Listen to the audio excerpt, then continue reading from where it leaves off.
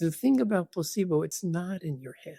And the way the nervous system is set up is that it is always connected to every part of your body and what's happening to your body. So right now I'm sitting on a chair, but I don't feel it. But now if I talk about it, I feel it.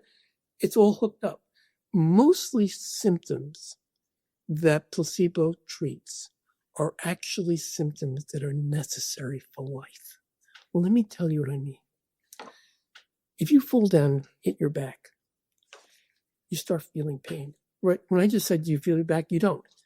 When you fall down, it's only a couple of tiny little electrical signals.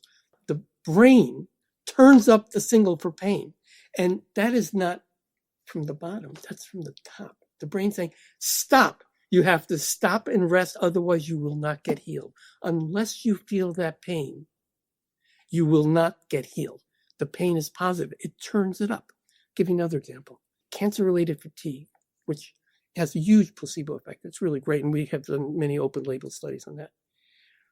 When you're in chemotherapy, if you don't have fatigue, you're not going to get through. The brain turns it up so that you can take time to deal with the tumor and all the other chemicals. But when the doctor, after 6 months or 3 months, says you have no more cancer or your back is healed, we can't see anything. The brain sometimes doesn't turn it down. It doesn't turn down the fatigue, and it amplifies. It's called central sensitization.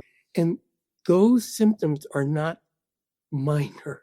Those symptoms are, in the United States, for example, 50 million to 100 million people every year have symptoms that are amplified pain. That's where placebos work the best. It turns down what the body is already maladjusted to when it works.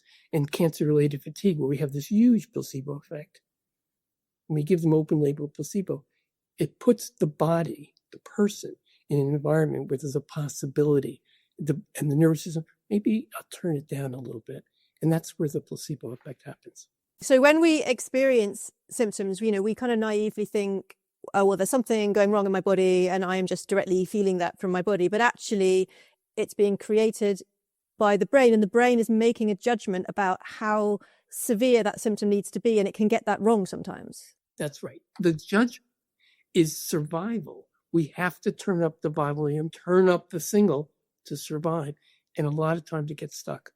Cancer-related fatigue, after 6 months of cancer, most common symptom after all cancer is gone is cancer-related fatigue.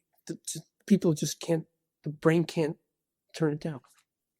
So then when we're in a therapeutic environment and you have someone who's caring for you and listening to you and giving you that hope that things could change, that's triggering something in the brain that's able to shift that judgment and turn that back down. It's not only things like hope, but feeling good and care. It's also it's taking the pills, being in that context. It convinces the brain that the symptoms are safe to turn down. And no one will say that in placebo world because they really want it to do whatever they think they want. And this is a much more complicated notion.